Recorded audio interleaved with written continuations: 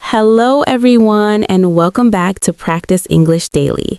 I am your host, Jessica, and I am so happy you're here with us today. And I am Eric, your co-host. Welcome to all of our amazing listeners around the world. Whether you're listening on your way to work, at home, or during your lunch break, we are so glad you joined us. Before we start today's episode, Eric, I have to ask you something. How was your weekend? Did you do anything fun? Oh, Jessica, I had the best weekend. I went to a new coffee shop in my neighborhood and I tried to order in English, just to practice. But I got so nervous that I accidentally ordered 3 coffees instead of 1. 3 coffees? Eric, that is so funny. But you know what? That is exactly why we practice. Mistakes help us learn, right? Exactly. And I was very awake for the rest of the day with all that coffee. I can imagine. Speaking of practice, today we have such an exciting episode for you. We are going to talk about using English for professional success. This means we will help you feel confident in job interviews, at your workplace, and even at professional events. This is going to be so helpful. I know many of our listeners are looking for jobs or want to improve their English at work. This episode is perfect for you.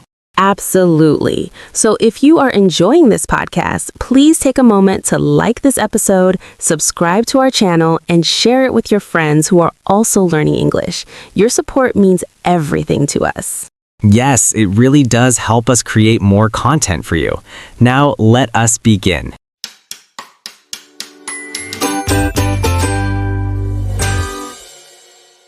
Okay, everyone, let us start with the first big topic, job interviews. Eric, do you remember your first job interview? Oh, wow. Yes, I do. I was so nervous. My hands were shaking and I forgot what I wanted to say. I think everyone feels that way. But here is the good news. When you prepare, you feel much more confident. The word prepare means to get ready before something happens. So when we prepare for an interview, we practice what we want to say before the big day. That makes so much sense. Preparation is like studying before a test. Exactly. Now, there is one question that almost every interviewer will ask you. Eric, do you know what it is? Is it tell me about yourself? Yes, tell me about yourself. This question sounds simple, but it can be tricky. Many people do not know what to say. So let me give you an easy formula to follow. I love formulas. They make everything easier. Here's what you do. First, state your name. Second, mention your current role or situation. This means tell them what you do right now or if you are a student. Third, share one relevant interest. Relevant means it connects to the job. Can you give us an example, Jessica? Of course. Here's what I might say. My name is Jessica. I am currently working as a customer service representative at a retail store. I am very interested in communication and helping people solve problems. That's it. Simple and clear. Oh, I like that. It's not too long and it tells the interviewer important things about you. Exactly. And here's a practice tip for everyone listening. Practice saying your answer in front of a mirror. This helps you see your facial expressions and body language. That is a great idea. What about other interview questions? Another very common question is, why do you want this job? Or they might say, why do you want to work here? To answer this question, I have another framework for you. A framework is like a structure, right? It helps us organize our thoughts. That's right, Eric. Here's the framework. First, compliment the company. Say something nice about them. Second, highlight your personal strengths. This means talk about what you are good at. Third, connect your skills to the position. Show them why you are a good fit. Can you show us how this works, Jessica? Sure. Here's an example. I've heard great things about your company and how you treat your employees. I'm very good at working with people and solving problems quickly. I think these skills would help me do well in this customer service role. You see how I said something nice about the company, talked about my strengths, and connected them to the job? Yes, that's really clear. I'm going to practice this too. Now, here is something very important that many people forget. It's not just about what you say, it's also about how you look and act. You mean like body language? Exactly. Nonverbal communication is so important. First, remember to smile. A smile shows you're friendly and confident. Second, dress professionally. This means wear nice, clean clothes that are appropriate for a job interview. Third, keep positive body language. Sit up straight, make eye contact, and do not cross your arms. These small things really make a big difference, don't they? They really do. Now, let us talk about how to end an interview properly. Oh, yes, because first impressions and last impressions both matter. You are absolutely right. At the end of an interview, you should follow these steps. First, express gratitude. This means say thank you. You can say thank you for your time or thank you for this opportunity. That's polite and professional. Then, if appropriate, give a professional handshake. Make sure your handshake is firm, but not too strong. Finally, say a polite farewell. You can say something like, "It was nice meeting you. Have a great day." Okay, I have to be honest. Interviews still make me a little nervous even thinking about them. And that's completely normal, Eric. Everyone feels nervous. But the more you practice, the more confident you become. Remember, the interviewer wants you to do well. They're not there to trick you. That's a nice way to think about it. Thank you, Jessica.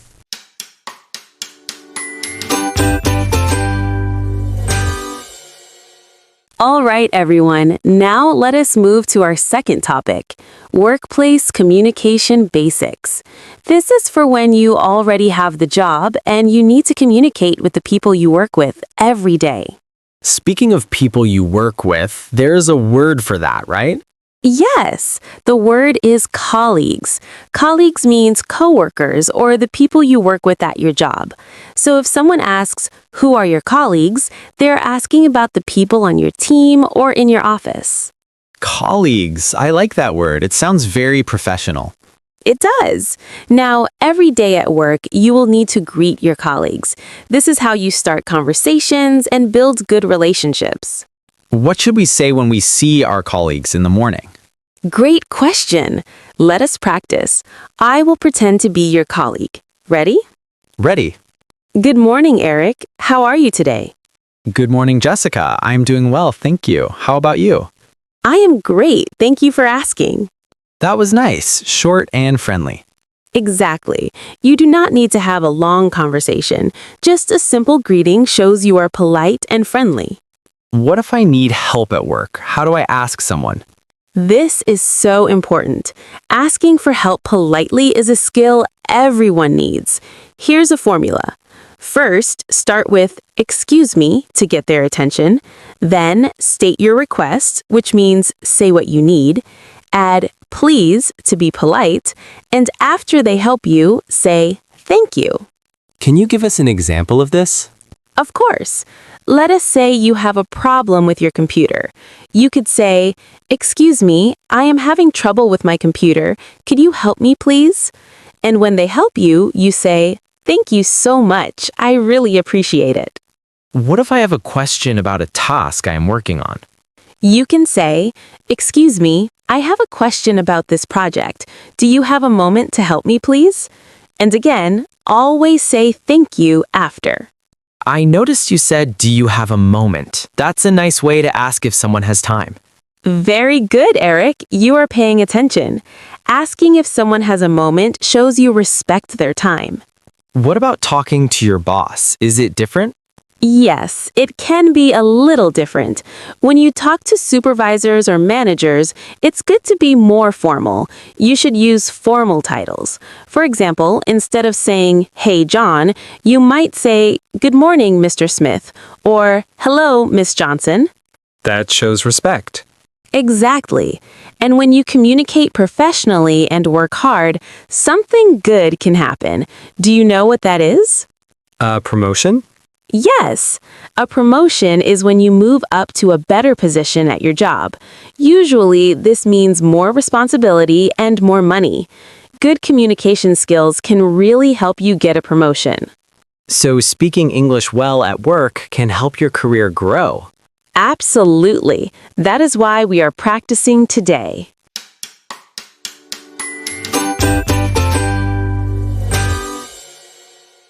Now let us talk about our third topic, professional networking.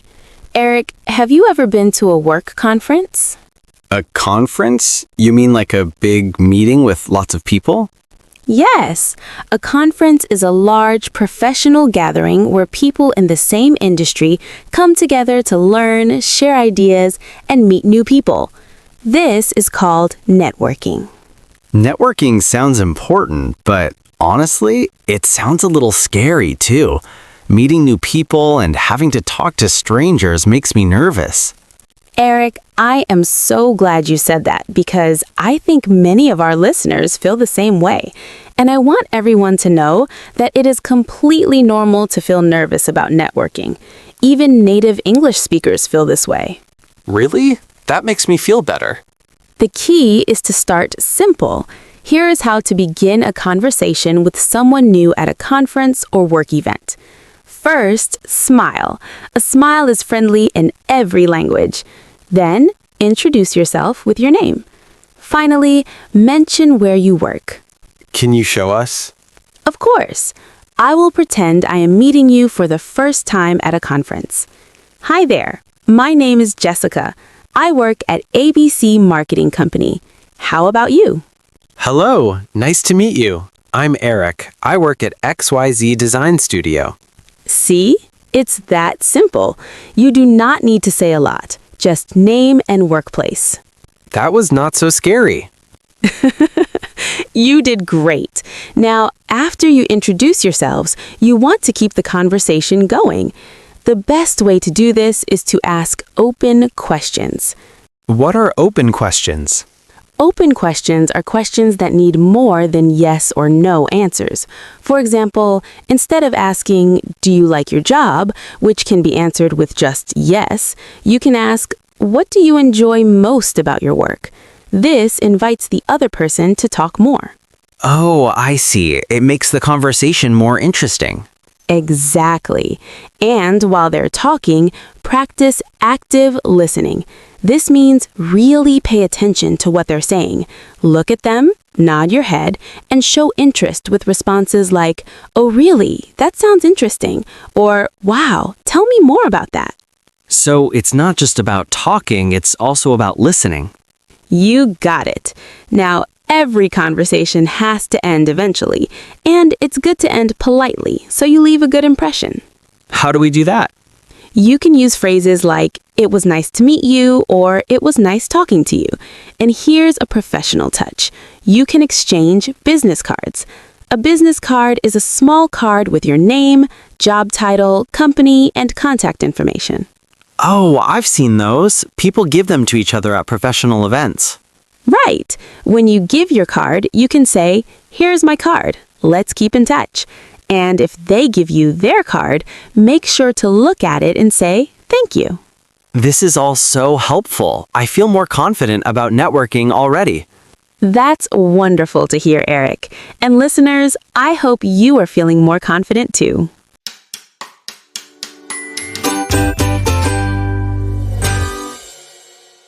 Okay, everyone, we covered a lot of information today. Let us do a quick recap of everything we learned. Yes, I need to remember all of this. First, we talked about job interviews. We learned how to answer "Tell me about yourself" by stating your name, mentioning your current role, and sharing one relevant interest. We also learned how to answer "Why do you want this job?" by complimenting the company, highlighting your strengths, and connecting your skills to the position. And we talked about smiling, dressing professionally, and having positive body language. And do not forget to say thank you at the end of the interview. Exactly. Then we talked about workplace communication. We learned the word colleagues, which means the people you work with. We practiced daily greetings and we learned how to ask for help politely using excuse me, please, and thank you. And we should use formal titles with our supervisors and managers. Yes. Finally, we talked about professional networking. We learned that a conference is a large professional gathering. We practiced how to introduce ourselves by sharing our name and workplace. We talked about asking open questions and active listening. And we learned to end conversations politely and exchange business cards. Wow, we really did learn a lot. We did. And I want to say something to all of our listeners. I know learning a new language can be challenging. I know it can feel scary to speak English at work or in an interview, but I believe in you. Every time you practice, you get a little bit better. Every mistake is a chance to learn. You are doing amazing. Jessica is right. Be proud of yourselves for learning and practicing every day. Well, we have reached the end of today's episode. Time flies when we are having fun learning together. It really does. Thank you so much to everyone who listened today. We appreciate you spending your time with us. It means the world to us. Yes, thank you. And do not forget to subscribe to Practice English Daily so you never miss an episode. Also, please like this episode and share it with friends or family who are also learning English. Before we go, we want to hear from you. In the comments, tell us what is your current profession or what is your dream job. Maybe share a challenge you have faced using English at work. We love reading your comments and connecting with all of you. Yes, please share with us. We really do read everything. All right, everyone, that is all for today. Thank you again for practicing with us. Keep learning, keep practicing, and we will see you in the next episode. Bye, everyone. Take care. Goodbye.